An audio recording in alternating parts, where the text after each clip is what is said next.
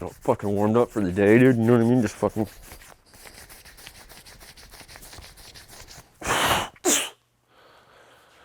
Let's do this.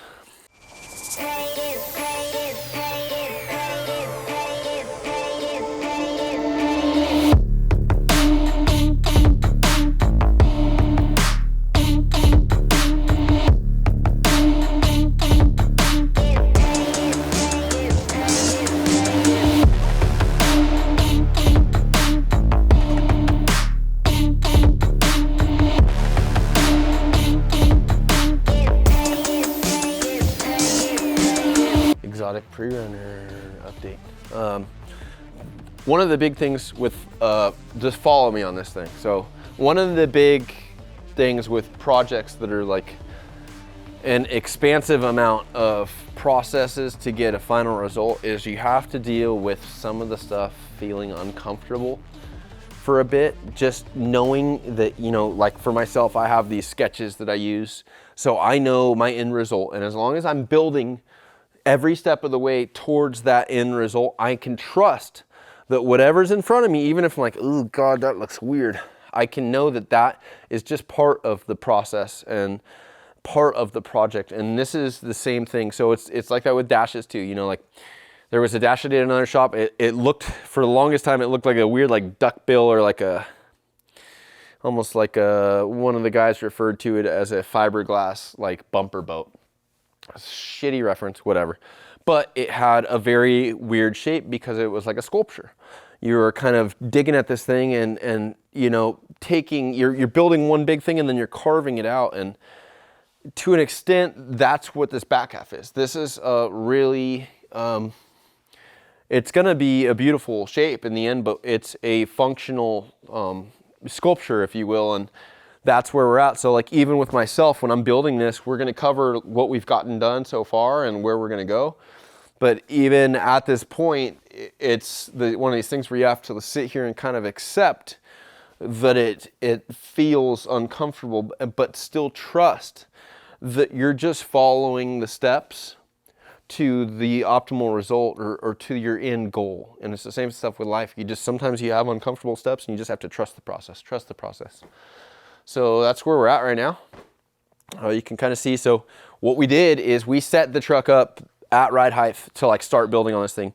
The whole rear portion of this chassis is very sensitive to proportion, very sensitive to its stance and where and how it's gonna look when it's you know, a truck sitting on the ground. So ride height is pretty much exactly where we're at here. I think it's gonna be like 2 inches lower. But I have obviously the rear axle is bumped at full compression, but the actual truck, the chassis, is level, X and Y level.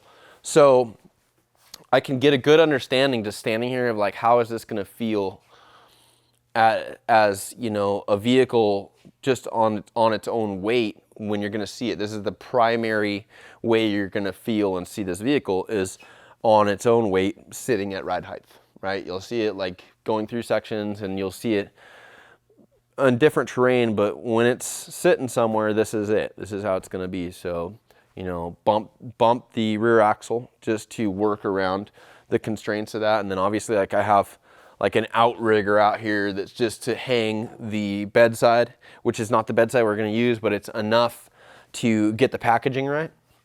And now we're here. So last time we covered this thing, I had the inspiration board, which has gone to the wasteland because we've kind of got this part done. So now I'm working on a new part. But this kind of Corsair tail, I don't know if you guys know what like a F4 Corsair is. We'll put an image in for you, but it's a old World War II aircraft. It's kind of resembling this. It had fold-up wings for aircraft carrier use. But we've accomplished the first phase. The second phase of this thing, it's kind of shown here. It's going to be a sculpted structural portion that's going to be like the outside protector and bracing for the fuel cells on each side.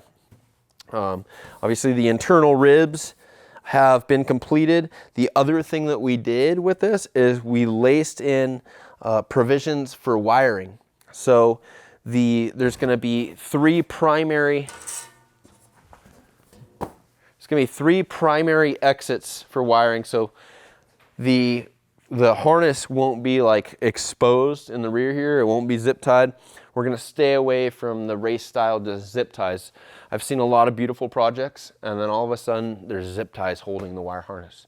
I totally get that for a race application.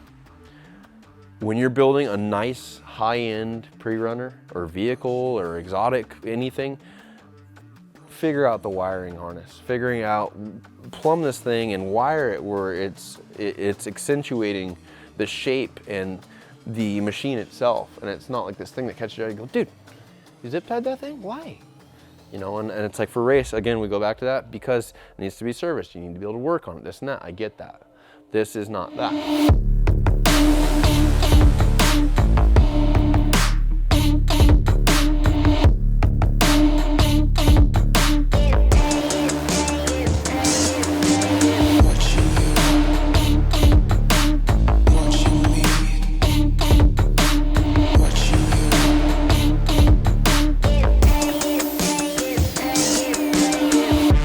Before I take the tires off, hey man, stick with it, dude. Hang out. Before I take these off, I just want to go over what we got because everything's kind of just super mock-up on here. This is like entry-level arts and crafts stuff here. A lot of this, I have it drawn. We'll put those images up, but a lot of this I have drawn. And I have the concept. Now, obviously, when I draw the stuff one-to-one, so I can rely on what shapes and surfaces are in the drawing, and I can just kind of get pinpoints and you know, graph that into real life. But some of this, I adjust the design accordingly to how it feels when you're in front of this thing, or looking at it from afar, whatever. So, you know, some of this is just my layout to figure out what's next. When you're building shapes like this, these are not normal, traditional chassis tube geometric shapes. And to do it right, you have to figure out what's gonna go next, what's gonna, you know, not barricade yourself in or build something where then you're tying into it and it's an afterthought. Afterthoughts are 86 out of the program here. So you know, as much stuff as we can integrate into flow and, you know, original design and the original intention with design, that's what we need to do. So same thing with this. I'm figuring out like our next move here with the 1-inch tube, which is going to correspond with the big 2-inch 120 wall here. This is a structural piece. It's the outrigger to the chassis here. There's going to be at least 70 to 80 gallons per side on this thing.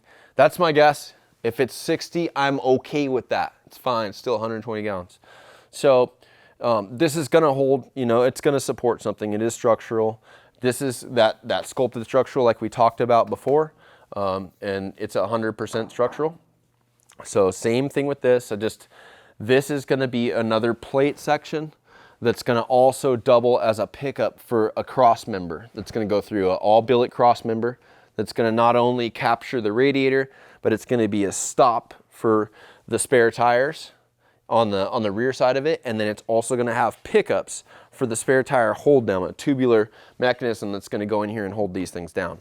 So there's a lot of pieces and, you know, structure that has to be really refined. You can't just like build one thing and then add another thing. You have to get it all in here and catch a visual on it and figure out what needs to go first in order of functionality and strength and rigidity.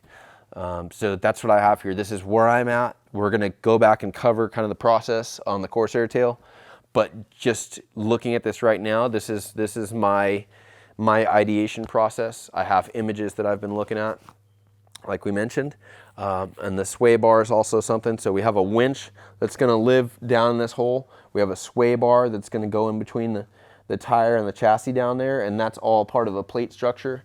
And then part of this too is getting fuel capacity. So like this thing needs to register in here and go pretty deep with enough to have like exit flow for the radiator fans, but enough to package the sway bar and then, you know, get into a spot where it can radius the tires and come out here. I'll get you something to show shape.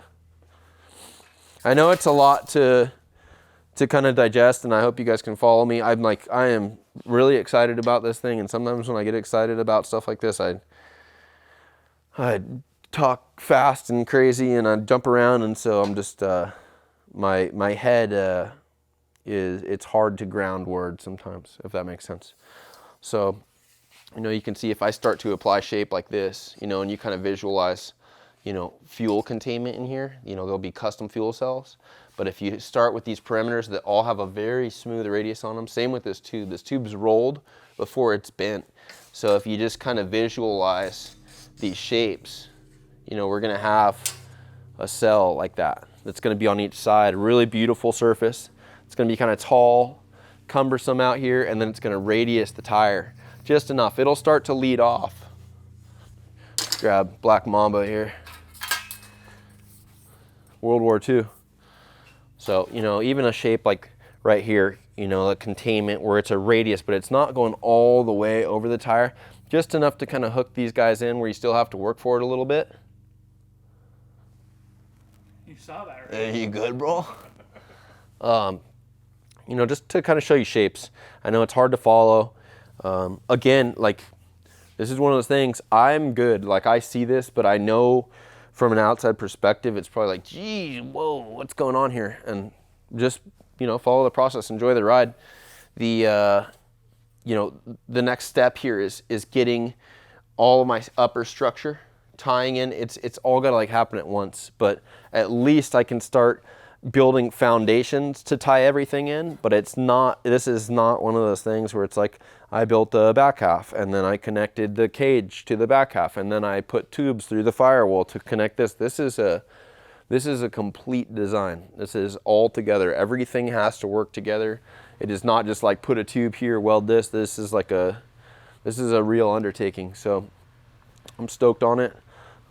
Just wanted to do a check-in and let you know where we're at. And then we'll take the tires off right now. And you know, this thing's kind of like, I got a straight edge in here, kind of relying on this upper tire. We'll pull this stuff off and just show you the construction, this lower construction, because that's kind of where we left off last time.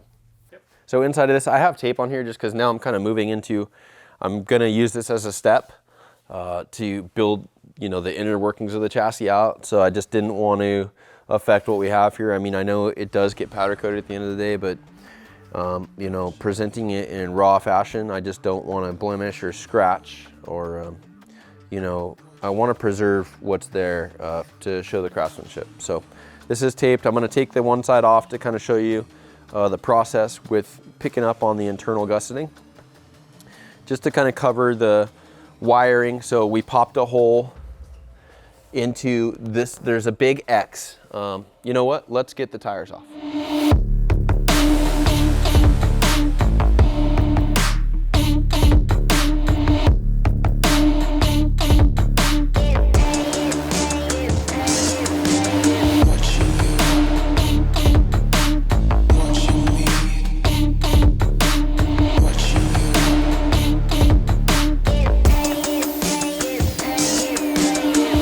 So you can see, like, this is our initial, if you remember the drawing, this is all the tube structure we talked about.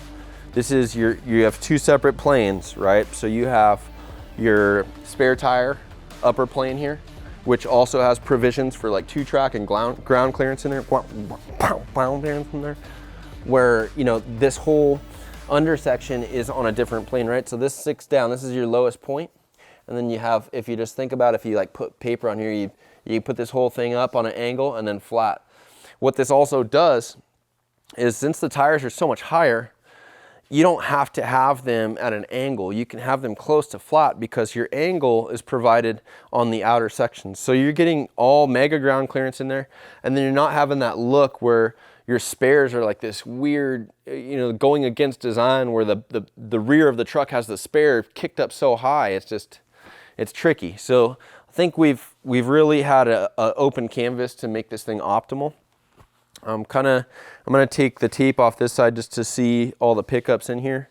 But what we did is, like, now you can see that there's a hole on the backside of this tube, and this big X that you see, so going from the point to the bump zone, right, on each side, this is your primary tube, and this is your 1, 2. So we just ran the primary, and then I still have an opening because this isn't capped yet. So I have all the wires going in here, and then there's there's another 3/4 stainless tube that's embedded in here, and then it splits off. It comes out right here to an exit for your taillight provision for your wiring. And then it hooks, so it's all notched and sealed in there. It's all stainless just in case something does get in there. And then it turns here and it pops out here. So I have like wires here. Same thing on this side. It goes in into a tube and comes out onto the passenger side for the wiring for the taillight.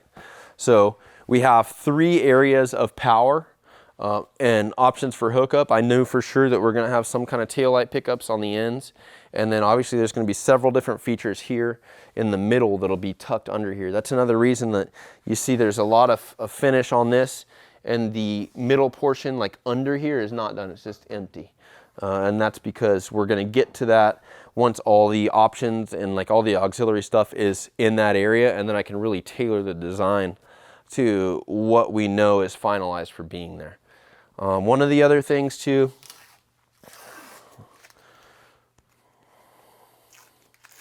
accept no imitations with that green tape. I know RJ uses yellow. I think that there's nothing better than some green and yellow tape. So this is our main lower plate structure. I believe last update we had like some of the internal gussets or the ribs in. These are like, they pick up, so they're all keyway. This top surface, it's 1 piece of chromoly plate, 2 piece, 3 piece. Each one is hand slotted to pick up right on the ribs. So what that does is it just locks everything in. The bottom plate that goes under here, you can kind of just build the ribs on top and then weld there, but you know, you want that keyway, because if you just weld a plate on top and you don't pick up on that stuff, then you're not really sealing the structure. So obviously you guys, like, part of my history is a lot of structural and architectural steel, so I had to spend a lot of years in my life kind of learning how to full pin weld something, how to blend something, just a lot of like fundamental welding and finishing techniques, and that's definitely trickled into our program, MCD1, and it's there's no shortage of it on this vehicle. So same with like this finished edge. A little while back, Thomas and I talked, and I actually was just going to do like a edge to edge plate work style like seam on the end, and he's like, is there any way we can get some radius into this? And that's what we have now. So what this actually is, this is a 3/4 by 120 wall chromoly round tube that's set in here. And it's rolled. Obviously, there's some really nice radius in this, especially from the top. And then there's the bin cracked here. So I made this tube specifically to tailor to the shape that we wanted, with a nice angle, a nice vertical angle on the back face. So this is all inset. I don't know what this dark arts. Oh, that's from the tire. It's tire rubber. I'm like, man, how did it get like that? It's all blemished.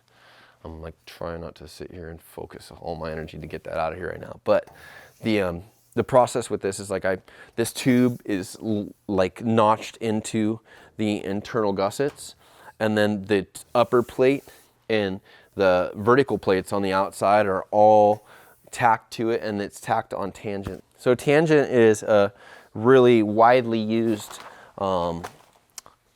term, especially around the shop, but it's a way of crafting things and designing things that I don't even want to expose because it's so well used around here. But like, so let's talk about like the construction of this thing.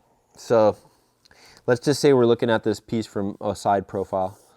I have a lower plate. We'll just use the big old drunk driver tip. So I have the lower plate, which is, this is earth down here, and we're looking at this piece from the side. So we have lower plate, then we have these inset internal ribs here, gussets, and then if this is the rear of the car, I have that 3/4 tube that's notched into this. So we remove all this material and we land that 3/4 tube in here, and then I build on tangent the caps. And what I mean by on tangent, if this is like our 3/4 tube, there's an invisible line here where I sink that plate in to fit perfectly, not to the top of the tube, but to where if I took a straight edge and I land that thing there, it's on tangent, and then I can get a full weld in here, all material, and just go over sea level a little bit to where I can fluff and buff, ding, ding, ding, ding, ding, ding, right back down, flush. And so you still have a bunch of penetration where you can penetrate all through here with your weld and have material on here where you're not sanding stuff to compromise the rigidity and the structural integrity of the whole thing. So that's what this whole unit is. It's all tangent plate work with full pin welds, super hot passes, 250 amp passes in here, and then it's just blended. And the blending process, it looks like a lot of work, and it does take time, but it's not something where you're like, it's not an incredibly hard thing to do, because you're just making the flat surface meet with the round surface like it was built. So it's not, you know, you're not having to face this thing at all. It's just simply making, you know, your flat plate or your vertical plate on the back just meet with the tube and taking the material off that's excess. This is super structurally sound. It's what we're gonna do, you know, like that. If you look at the down tubes, like these are the same program, right? So all this is, like we covered before, structural sculpted pieces, 2-inch 120 wall round tube, 3/4 120 wall round tube, 90 thou chromoly plate, built on tangent, full pin welded, blended. So same thing. Oh, that's weird, a little burp in there. It's all pizza too. This will all be that same thing, right? So this is just our primary, and then we're gonna set it up to have that teardrop, you know, arrow tube, streamline tubing kind of look. So a lot of the, you know, there was a lot more structure holding this thing in before. Just needing to like finish this, I got as much final welding as I could done on the back of this thing, at least on the lower portion of it, before I removed the fixturing on the back. Now, obviously, building into this thing, we're gonna have to do, I think what we'll do is we'll tie in some like diagonal hits into here just so it's not wanting to pull up. But you can kind of tell like there's all double pass executed welding on here. So, you know, the X, these junctions here, this junction, everything is double passed. The plate work's a single pass just because it doesn't need it. But all of the, you know, like the primary junctions are double passed. You can see this is just root passed and waiting for a double. It just didn't need to be done right now. So wanted to get everything done while it was fixtured. So if it started to get, you know, upset, it wouldn't want to rise or twist or do any weird shit that we don't want. So this is dialed. Everything's welded on the inside. The only seam that's not welded is like the lower inside seam, which brings us to what I was going to talk about with like finishing this area and some of the provisions for the winch. I'm going to flip the whole truck upside down. So it's not going to be a rotisserie situation. I don't need it on its side. I want the truck upside down so we can put the same amount of quality and detail into the underside as the top side. It just makes sense to me. I don't think that every build needs that, but something like this where there's just a real quality control and a lot of design on every angle of this thing, it just makes sense to have this thing upside down.